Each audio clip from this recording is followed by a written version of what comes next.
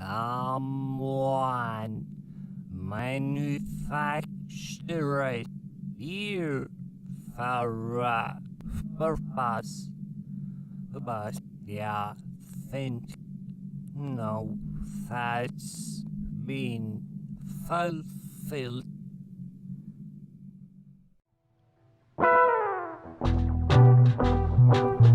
Reconstruction philosophy.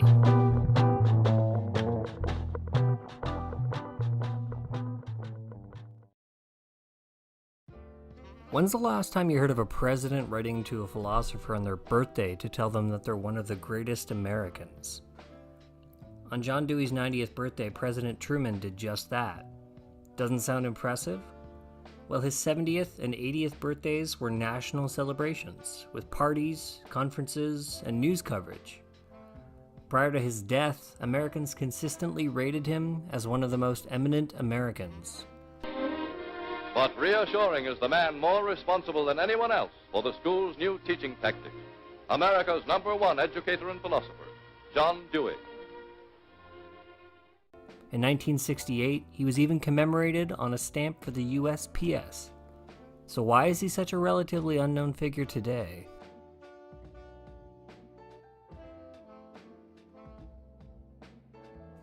For example, in 1984, the American Psychological Association announced that Lillian Gilbreth was the first psychologist to have their face on a US postal stamp. They forgot that Dewey had a stamp, and he was the 8th president of their organization. I think that there are a lot of reasons why Dewey isn't as well known today. And before anyone asks, he did not invent the Dewey Decimal System. That was Melville Dewey. Some of these reasons are political, some are social, and some are philosophical. Nevertheless, Dewey is a fascinating figure. One of the common themes in Dewey's writing, particularly his later writing, is that experience and culture are not really separate things. Now, a statement like that is sure to inspire controversy, and specifying exactly what Dewey meant by that and why he believed this is too complicated to address completely in one video. However, as a corollary of this thinking, Dewey often pointed out that philosophy was also shaped by, and was to some extent a reflection of, culture. With this in mind, before we consider Dewey's philosophy, let's consider the lived experience for those of his time.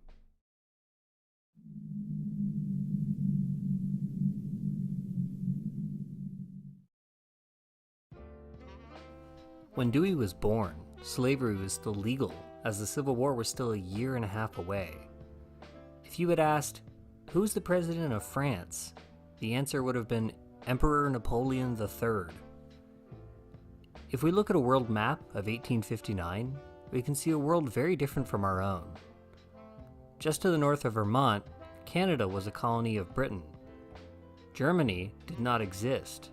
Russia owned Alaska, and in the United States, much of the West was still being settled, with Oregon just becoming a state. To give further perspective, in the year Dewey was born, Big Ben had just been completed. The first oil well was established in the US. A Tale of Two Cities was published. Ground was broken at the Suez Canal.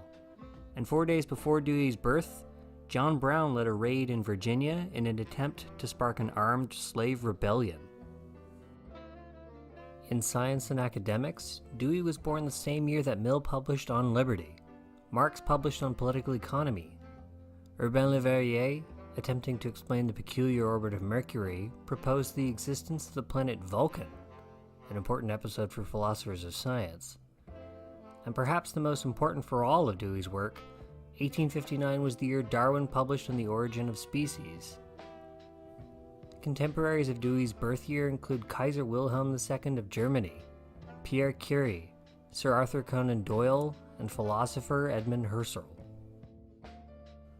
In 1856, John Dewey was born, and on January 17, 1859, he died. On October 20th of that year, his parents gave birth to a boy and named him John. Yeah, his parents named him after his older dead brother who had just died. One can imagine what that does to a kid.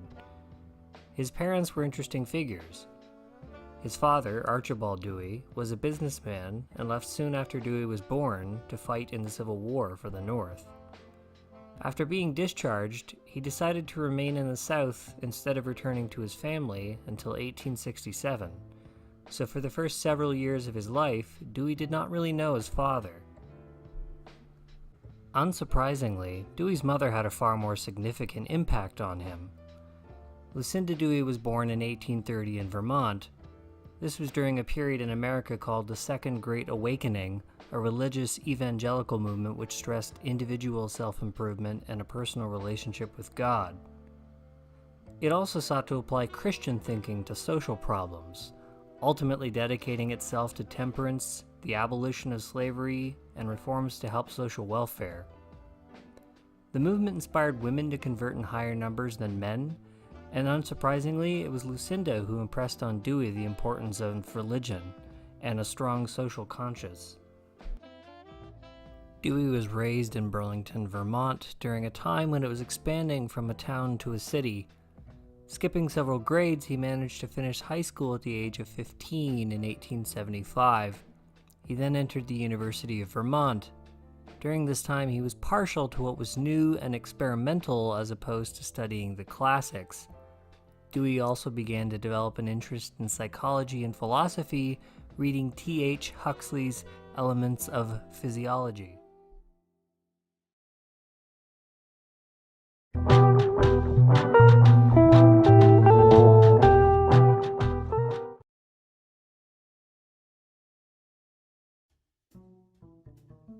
Vermont was host to its own philosophical school of thinking known as Vermont Transcendentalism, which opposed British empiricism and tried to reconcile science and religion by finding a rational justification for religious belief via rigorous introspection of what our minds are capable of knowing. His exposure to these ideas is important because Dewey's early work is dominated by idealist thinking. Once Dewey completed his undergraduate degree, he had a brief stint in teaching high school before he turned his mind back to philosophy. In a line of thought that would continue throughout his career, Dewey sought to undermine materialism in order to preserve room for human value. His first paper, entitled The Metaphysical Assumptions of Materialism, was submitted to the Journal of Speculative Philosophy. It was approved by the editor W.T. Harris with the recommendation that Dewey pursue a career in philosophy. In 1882, Dewey applied to Johns Hopkins University to pursue a doctorate. There, he studied under George S. Morris, a Hegelian who was developing a way to combine idealism and empiricism. Morris only taught at Hopkins part-time. The two other especially important instructors teaching at Hopkins were G. Stanley Hall and Charles Saunders Peirce. Hall was an early psychologist who focused on childhood development and physiology.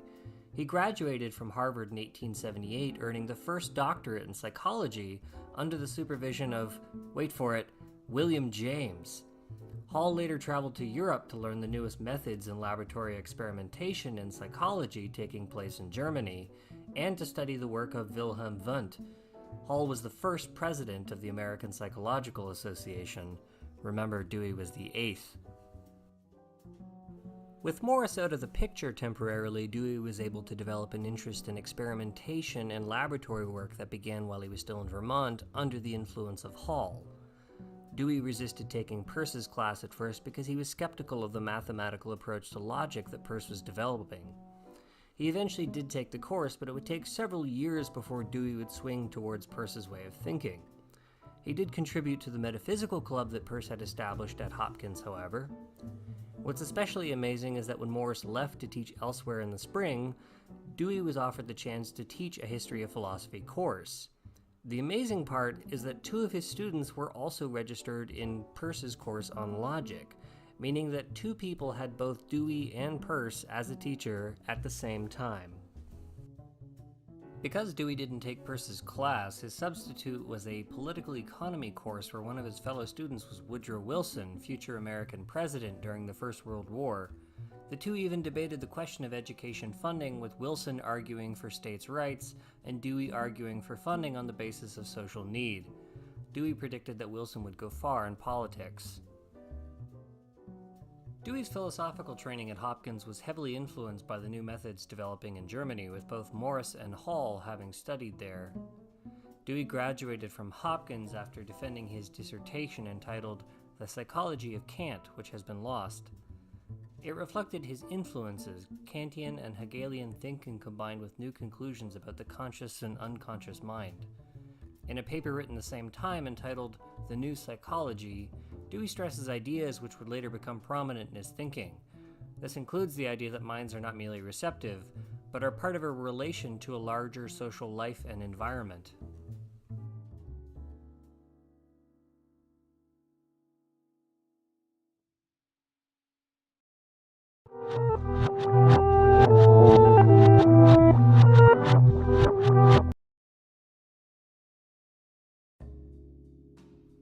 Dewey's career involved the development of a pragmatist approach to philosophy, and in several of his works he makes reference to the idea of reconstruction and reconstruction of philosophical thinking. This channel is called Reconstructing Philosophy. But what does reconstruction mean? The most obvious thing that comes to mind when we use a word like Reconstruction is the Reconstruction era.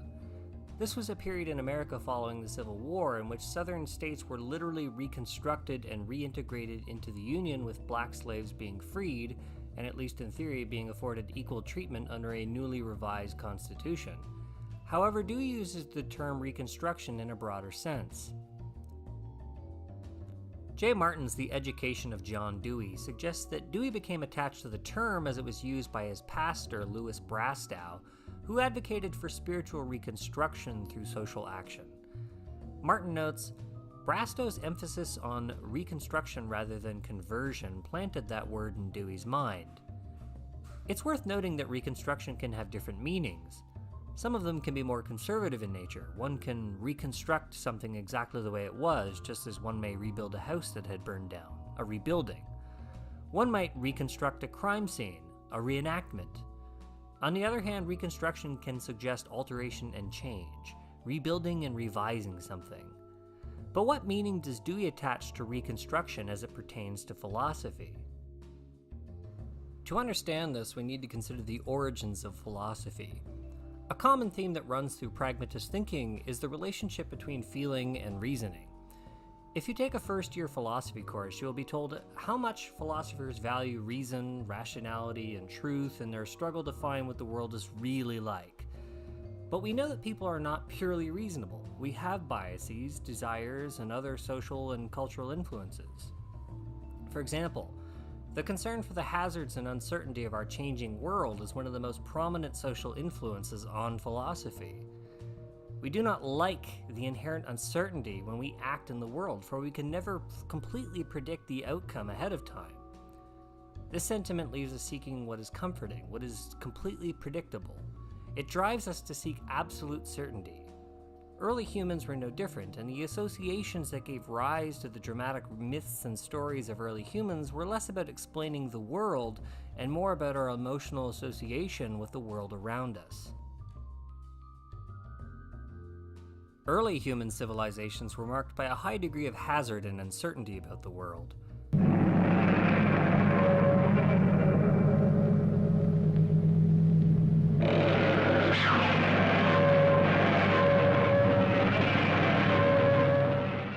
Prior to the Bronze Age, the lack of tools and skills needed to deal with those hazards led us to grasp at anything that could establish control by looking for omens and prognosticators.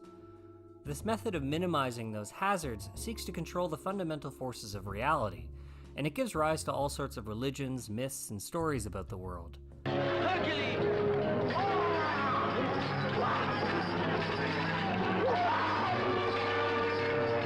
For example, a comet in the sky may be taken as a bad omen for crop harvests, and thus some rite or ceremony may be conducted for some god by those who are devoted to save the crop. Eventually, these stories, myths, and associations became socially and culturally ingrained and gave rise to group traditions and practices that helped define and unify various cultures. They also structured political, economic, and social relations. Experiences gained a common understanding and gave rise to social norms and expectations. However, none of this suggests a search for truth. But living requires that we understand certain truths. Is this eatable? Is a predator near? Whole grain breads like whole wheat and rye are especially good for you. Humans at least sometimes need to understand facts about the world. Through the study of the natural world and the relationships between certain acts and certain consequences, humans could discover true facts about how to use nature for their own ends. Growth of these facts allowed for the creation of industry, the arts, and crafting. All of these expanded our pool of factual knowledge. This is the method of changing the world through action. But what happens when social traditions and norms come into conflict with this more factual positivistic knowledge? Dewey frequently discusses how the Greek social class structure affected their answer to this question. The beliefs which arose from the arts with their verifiable facts backed up by evidence were considered less prestigious than those based on rite and ceremony.